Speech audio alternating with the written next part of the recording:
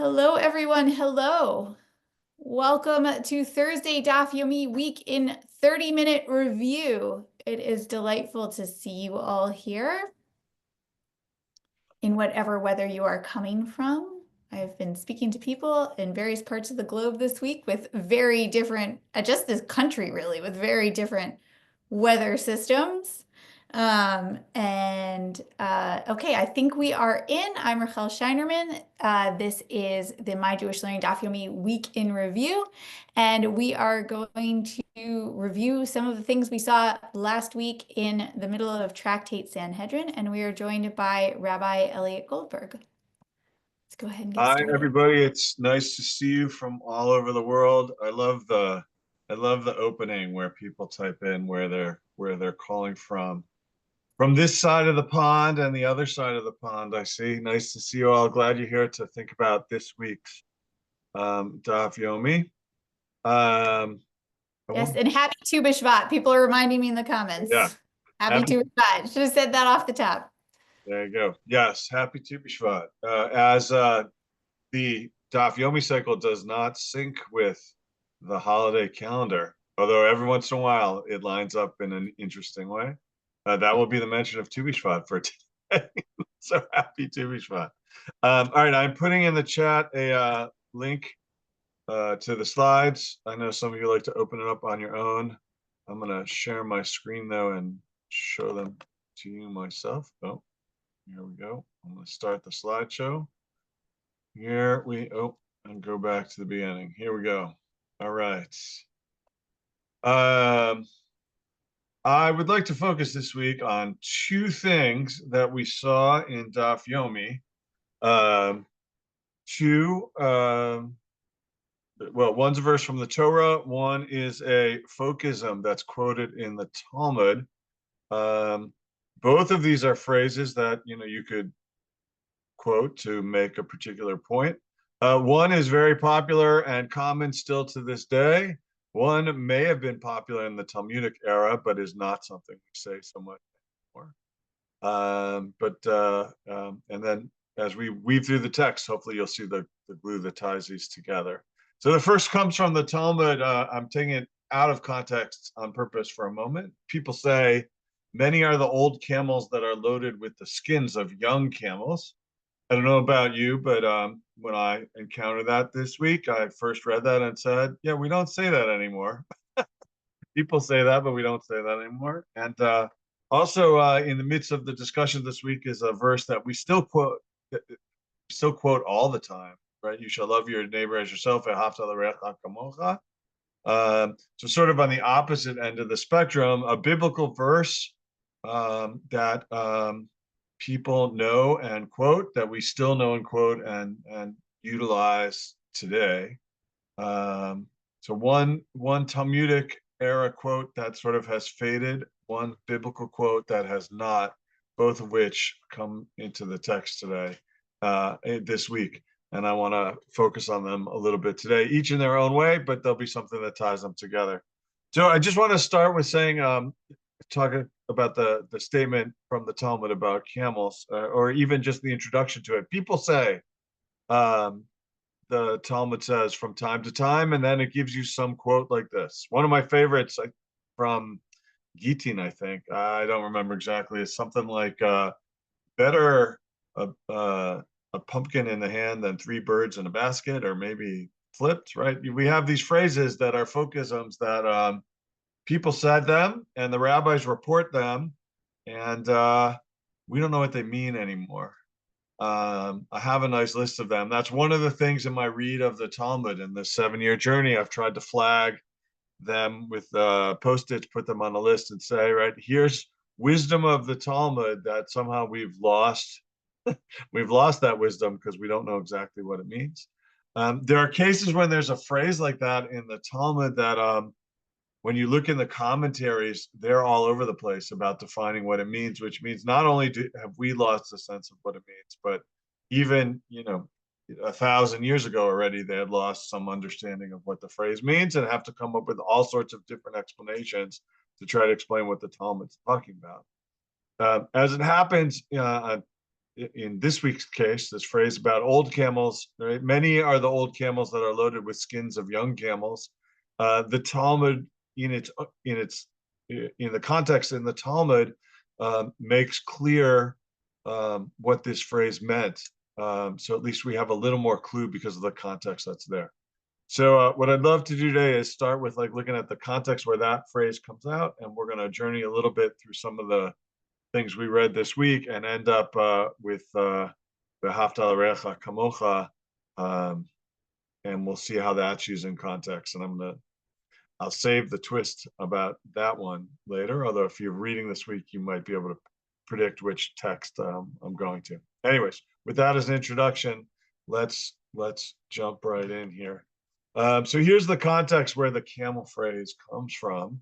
The Talmud tells a story about Nadav and Avihu, and they come up this week, which will be part of the theme because Nadav and Avihu, if you remember, they're sons of Aaron, the high priest. After the tabernacle is dedicated in the Torah, and Moses and Aaron and others lead the rituals that God has said to do, Nadav and Avihu enter into the tabernacle, make their own sacrifice that the Torah describes as some kind of strange fire. I'm not sure exactly what that is.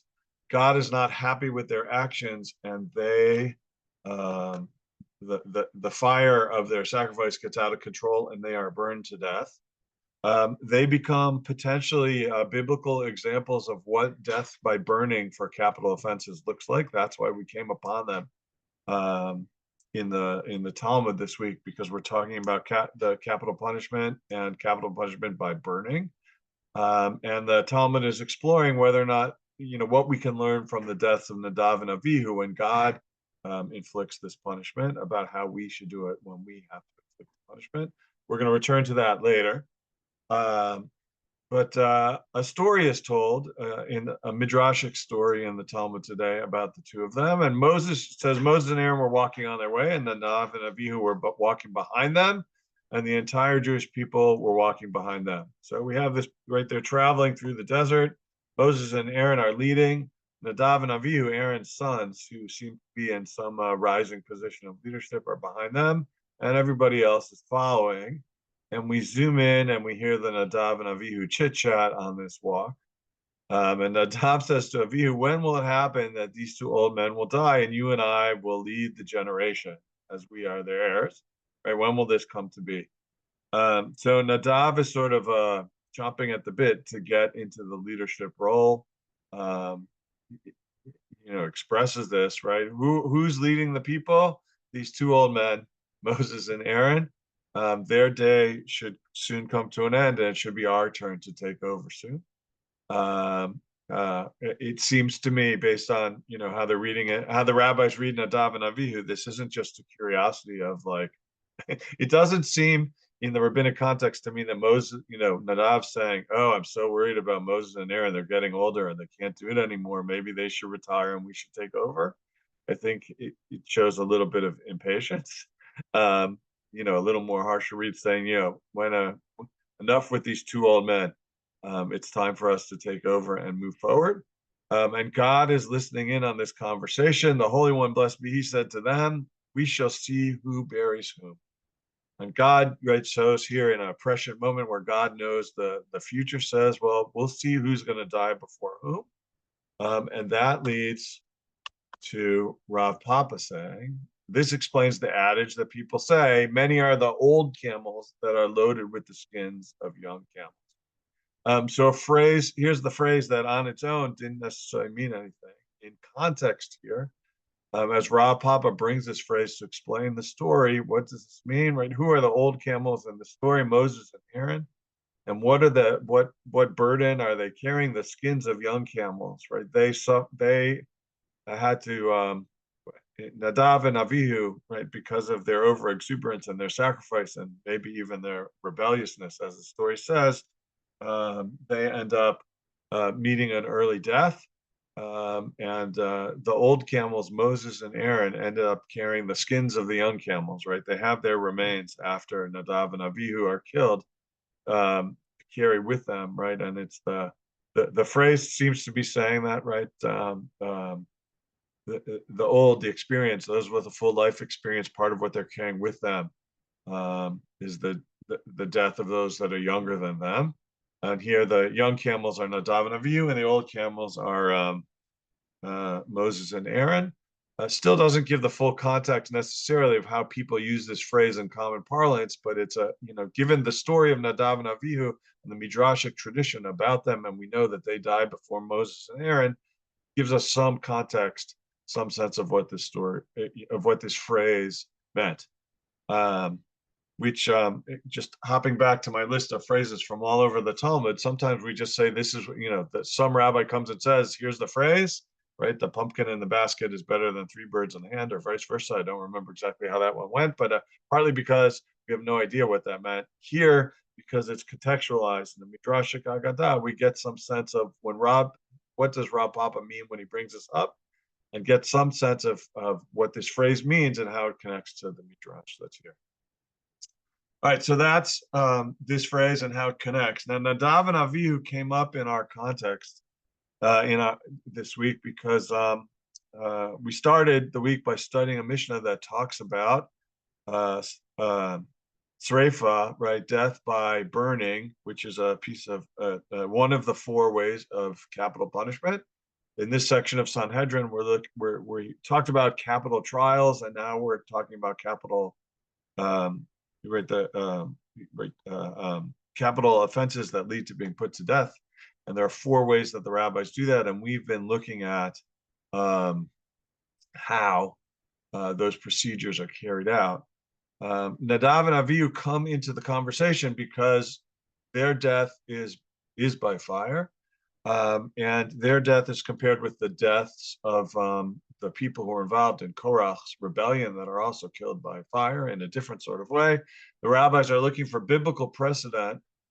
They look to the biblical stories where people die by fire to try to understand how we should put people to death by fire, seeing that we have some examples in the Torah where God did it. We want that to line up with how we did it. And so Nadav and Avihu and their story comes into the passage as a way to look at, compare and contrast, maybe find a biblical source for what the Mishnah tells us about how things work. Here's the text of the Mishnah that describes what the Mishnah comes down to. If you've been reading along, this.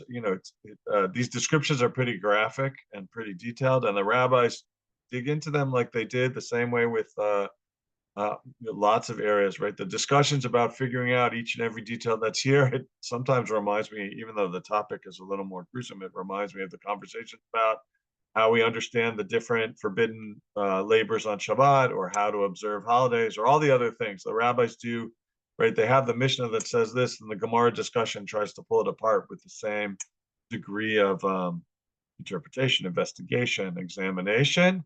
While it's much more pleasant to talk about, what's a kosher etrog, as opposed to or what's the procedure on Yom Kippur for, bringing repentance to the people.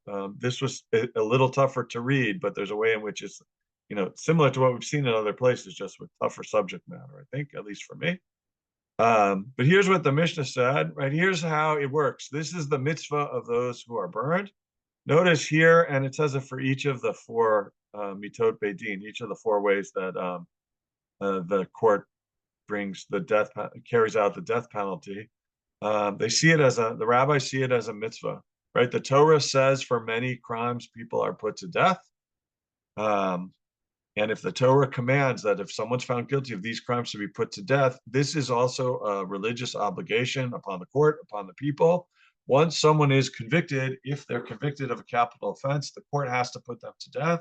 And so it's an obligation to do so in the rabbi's mind, the same way that all the other obligations that they talk about in the Talmud are obligations. And here's the procedure that the Mishnah says. The executioners submerge the condemned one in dung up to his knees. Somehow they immobilize him, right, in a pile of dung. They place a rough scarf with a soft one, right, a rough scarf and maybe a soft one underneath, and wrap them around his neck, the person's neck, the condemned's neck. in theory, the soft one is underneath to protect somehow the neck and not have it there. And you'll see the rougher, stronger one. You'll see what happens with that in the next sentence.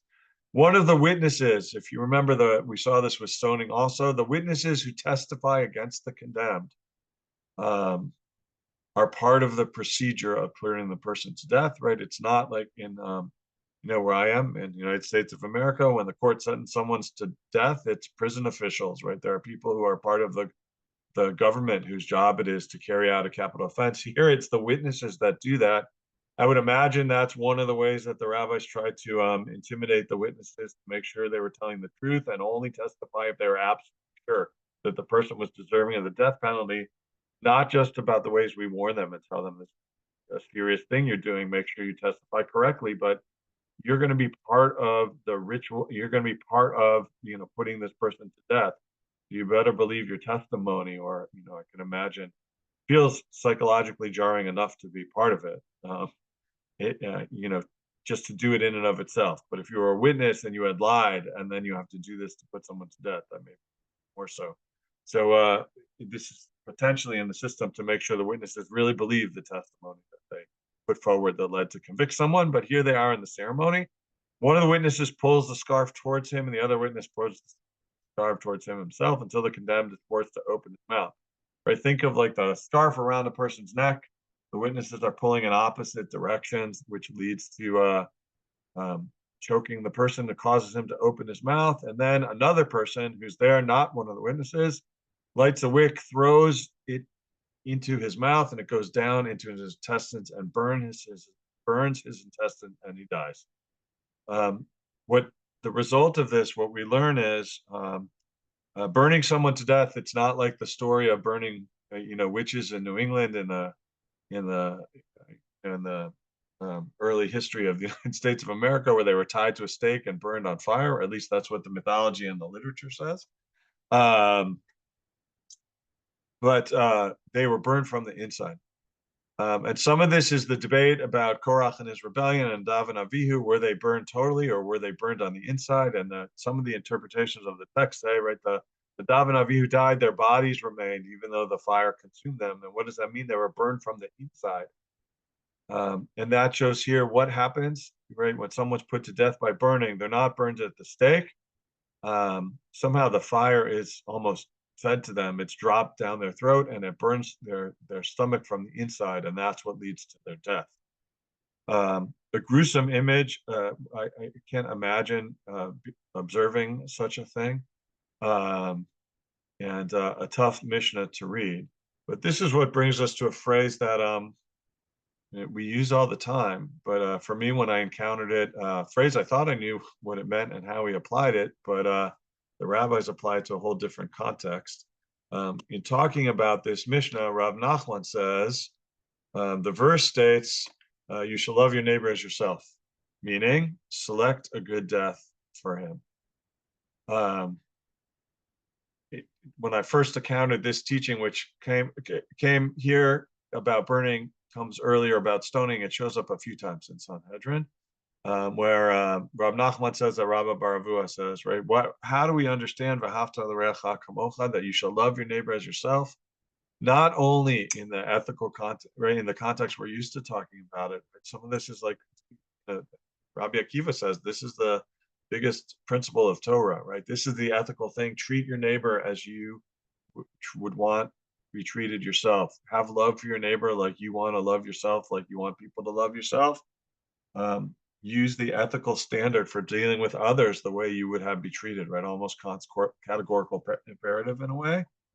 But here, applied to the subject matter of Masechet Sanhedrin that we've been studying, Rab Nachman quotes Rabbi Barabua, says, this means also when you put someone to death.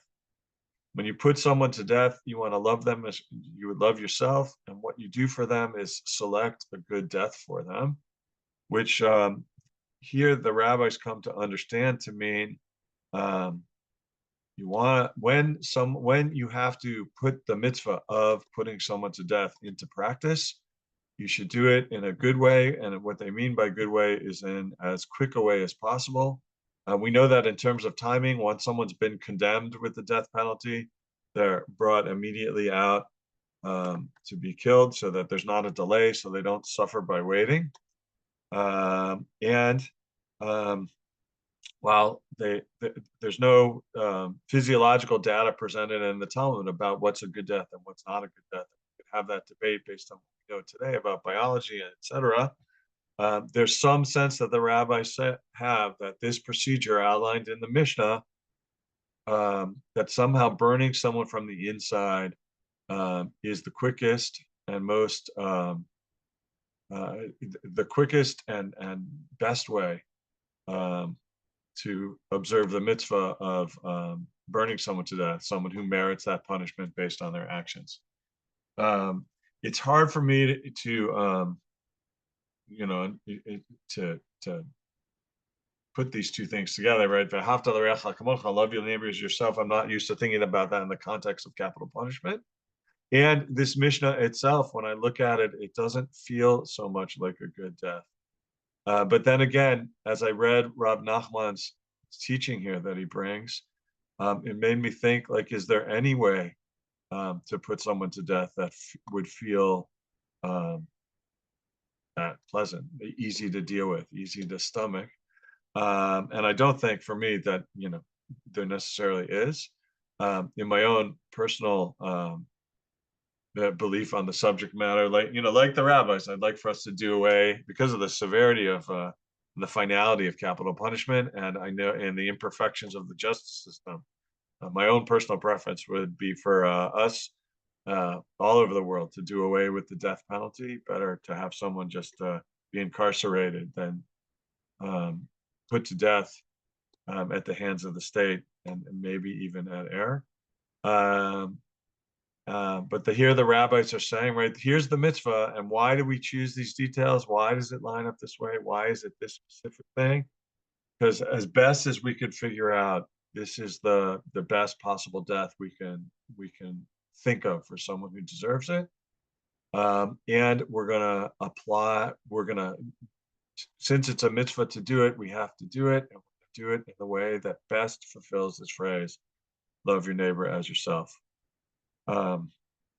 It's for me, it was silencing when the couple times I've come across this passage to see of all the psukim, of all the verses that the rabbis could come out and all the discussions, it fascinates me that they chose this one when talking about capital punishment. But it says to me the seriousness with which the rabbis took what they're describing in all these chapters. Right? We know the rabbis say, right, that court that has puts too many people to death is seen as a murderous court, and the threshold for that is very low. They'd like this not to be put into place. But what weighed heavily on them, as they had to put people to death from time to time, I would imagine, was let's try to do this in a way that feels as loving as possible, the quickest death as possible. Let's treat the convict, let's treat the condemned in a way that we would want to be treated if we were in that position. Maybe you or I would have written a different Mishnah to describe what that might look like. But we see here in this text the ethical struggle with how to carry this out when we have to. And the source for it, the guiding principle, is one that is Klal Gadol Torah. It's a central principle of Torah that we use in lots of settings about how we should live our life, and the rabbis say it applies here too. Anyways, that's a lot of reactions in the comments, Rabbi Goldberg. I could imagine. Yeah, I think it might be a good time. Thank you. If we open this up a little bit, Emily wants to know: did this actually happen?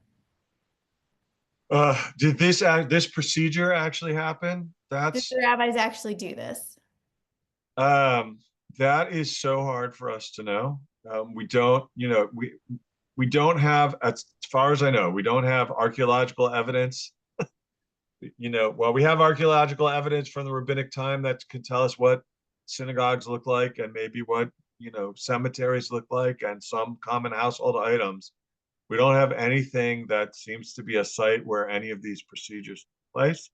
It could be that it's totally theoretical, right? Probably by the time they got to the courts in Babylonia, probably unlikely, carried any of this out, right? The rabbis who made the Talmud, the Babylonian Talmud. I have no way to even, right? I have no evidence, maybe that's the best answer I could give about actually. We know lots of things are theoretical in the Mishnah, right? By the time the Mishnah happened, all the procedures about what happened in the temple hadn't been done in a century and a half. So did they happen the way the rabbis reported them? Hard to know. Possibly. Same is true here with this. Yeah. We're getting some reactions to your comment on incarceration versus capital punishment. Some folks saying that incarceration for life may in fact be less merciful than capital punishment. So just wanted to flag that as a reaction. And Sylvia wants to know, did they incarcerate people if they could not do capital punishment? Was incarceration an option for the rabbis? I think is the question. Even an Yeah, option. right. The rabbis knew about incarceration. We have most of the stories about incarceration about rabbis being incarcerated by the Romans. So Yeah. the rabbis were aware that incarceration was a thing. The Torah doesn't talk about incarceration as a punishment, right? There are fines, certain things, there are fines, certain things you have to bring sacrifices for, and certain things you're killed for. So there's nothing within the legal system that talks about jail. I know the rabbis, right? They knew about incarceration from their experience in tough times in the Roman period, but we don't have them. We don't have the rabbis talking about people from the Jewish community, from the rabbinic community, enforcing some kind of incarceration on others. I agree. It seems like the empires had methods of incarceration, but the rabbis did not. Yes. Um, There are, I see in the chat, there are, in the Bible, there are stories about some of the kings, right? It's incarcerating people, right? Rob Plass mentioned that Jeremiah is incarcerated, right?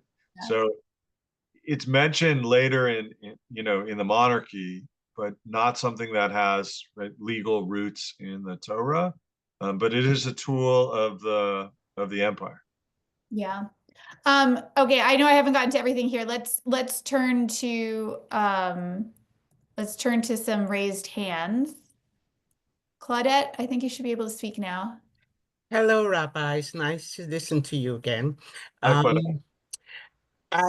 I most likely these laws that the rabbis wrote maybe did not execute by the Jewish people because we were under different empires at the time. Yeah. But what amazes me is that for centuries, mankind has found and looked at ways to destroy each other.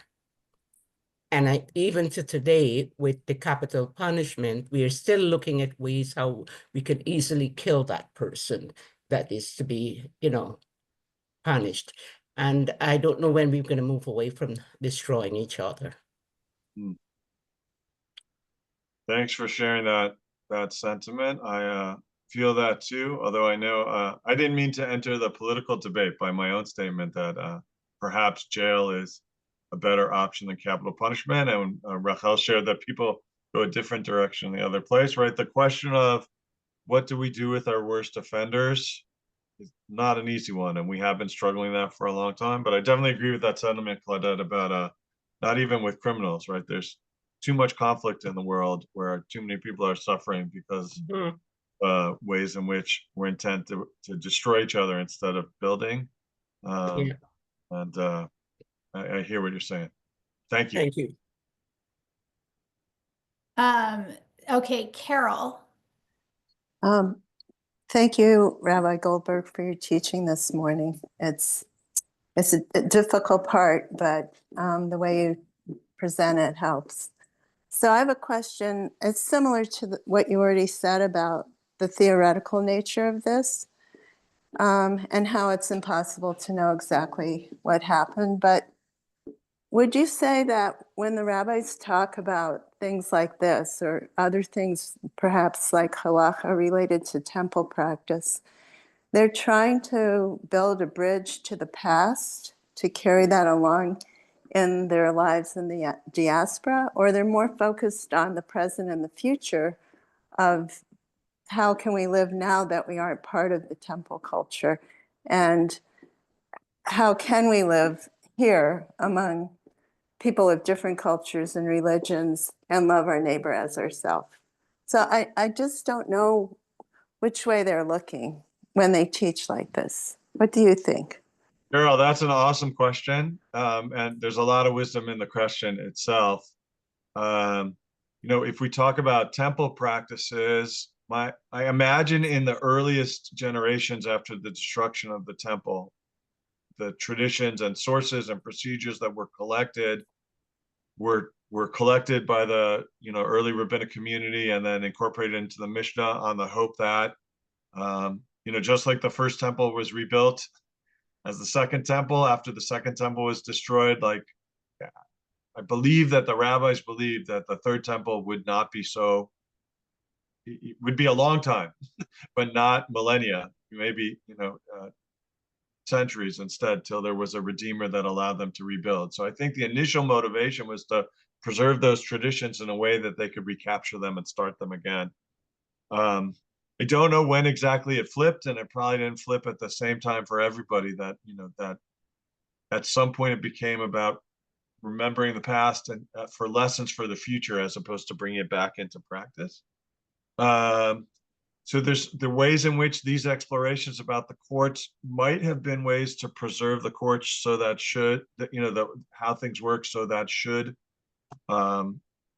Jews have autonomy again and be able to establish courts, there was some tradition for how that should happen. Sometimes I also think there's a third option, which is once there were sources about something in the Torah, the rabbi said, right, here are verses, we must interpret them. Here are mitzvot, we must analyze them. And that it might not have been to preserve the court system or to think about like, how does our court system differ from the one that we live in today? But it might be about, this is part of the Torah and we have to study it like we do all other parts. And that some parts of the Talmud are more academic, because it's what we, because we study all of it, we study this too. It's almost the opposite of, like, I don't know, I have some high school kids too, who are still saying like, why do I have to learn this? I'm never going to use it in my whole life, about some of the topics they encounter in school. I think the rabbi's answer to that is, if it's Torah, it doesn't matter if you're going to use it in your life. It's Torah, and we have to expound upon it too. And I think sometimes, especially, sometimes I think some of what's going on in Sanhedrin is just that. This isn't Torah. This is Torah too. We have principles of interpretation. We have to apply them to this material like we do to others. And even though the stuff about celebrating Passover, celebrating Sukkot is going to be much more relevant, this is just as sacred, even though it's far from something that we or our descendants are ever going to use. I think that's also possibly part of the mix. Thank you. Sure.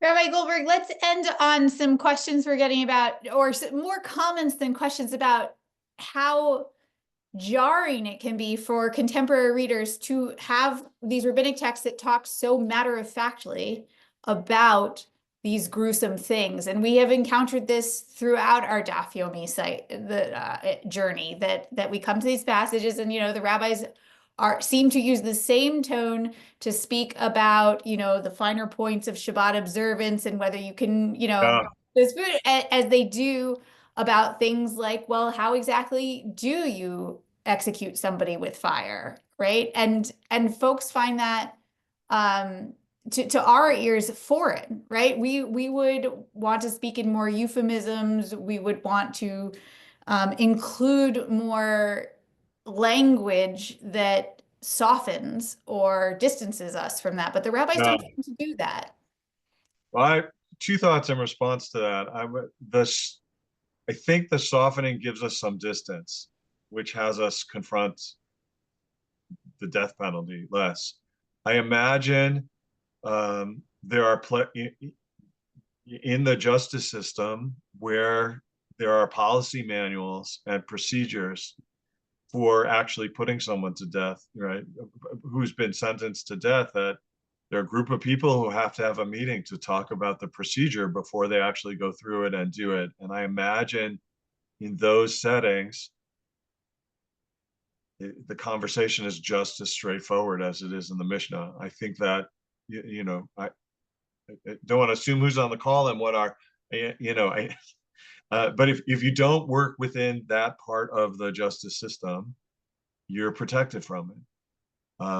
And for me anyways, I'm trying to stay, I know this is a debated political issue. I don't, when in our society, but for me, like the fact that we've distanced, most people are able to distance themselves from the gruesome details of it, right? And you read a news article that says, right, at this time on this date, right, this person was executed for these crimes in this state. You just get the facts and you miss the procedure. And I wonder if we in our society, I wonder what the impact of being just as straightforward in our society would be about people's opinions about the death penalty if we were as straightforward as the rabbis that were there. As the rabbis and how they talk about it. So I think they want us to confront this in these details and not shy away from it. And we see, I mean, that's why I'm moved by the V'ahavta l'reacha kamocha text, that it seems they're motivated to find the way, even though it sounds gruesome, this is the best way to do it. Like, we're stuck doing it because the Torah says we have to, whether we want to or not, and we're going to do it the best possible way that we can. And this is what we think that it is. Death isn't pretty, no matter how it comes, and it's final and it's hard to deal with. And especially when we're doing it intentionally for some justified reason, ostensibly here. So I think, it might be easier for us to deal with if it wasn't so descriptive. And maybe that's some of the rabbi's point in making it this descriptive, to have us confront it more face on.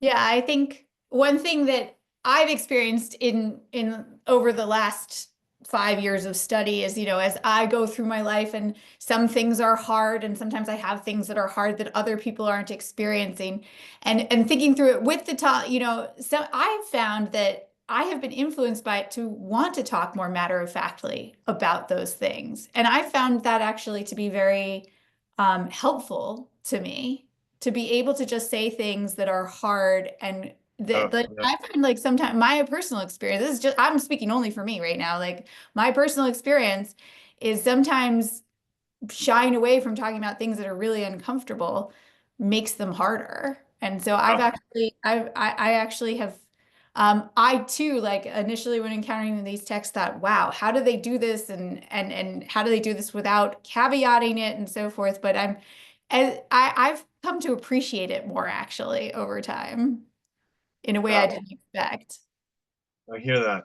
I think there's a truth to that in lots of areas of life too, that there are things we avoid talking about for one reason or another, and actually Yeah. it's healthier to talk about them in straightforward ways, even when they're uncomfortable or difficult or challenging. Yeah. Yeah, that's been my experience. I wonder if in our culture we're too afraid to talk about some of these things. I don't know where the exact line is, but I found myself wondering that. Yes.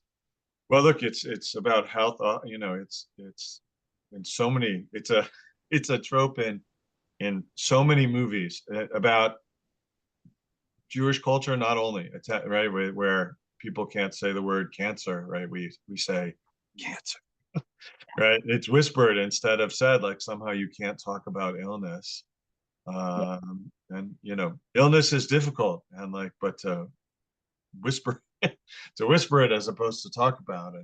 And anyways, Yeah. lots of settings where what you said, I think, Matt, is important, and this is one of Yeah. them. Havdil, I've published some pieces by people who give Jewish advice for end of life, and talking candidly about what to expect at Yeah. end of life. They are all in agreement that that is that is useful to most Yeah. people. Yeah. And the rabbis are front of not just preparing for that. Look, in the rabbinic era, most people died at home. And in Yes. our time, most people die in a medical facility. So there are all kinds of Jewish rituals about what you do when you find yourself with a dead body, because people, part of their life experience was being the person who found someone dead. And we don't have that experience anymore because it's the nurses discover, the hospital deals with them. There's a whole set of things that we've removed ourselves from, some for good reasons. We have life-saving ability, right? People are in medical facilities because there are things we can cure them from or help relieve their pain or something. Yeah. But we're more distant from death than ever before I think in human society. And some of that makes it harder for us to deal with something hard, because it's not something we encounter. And the rabbis talk about it in very straightforward ways also, just in, end of life issues. And as you said, preparing yourself for end of life by knowing what's coming can be much healthier. Anyways. Yes. All right. I have fallen down on my job of cutting this off in half an hour. So I am going to let everybody go now. Thank you for the conversation. Thank you, Rabbi Goldberg, for bringing the rich material to us. Happy Tu B'Shvat, everybody. Hope everybody has a chance to eat some almonds or dates or something today.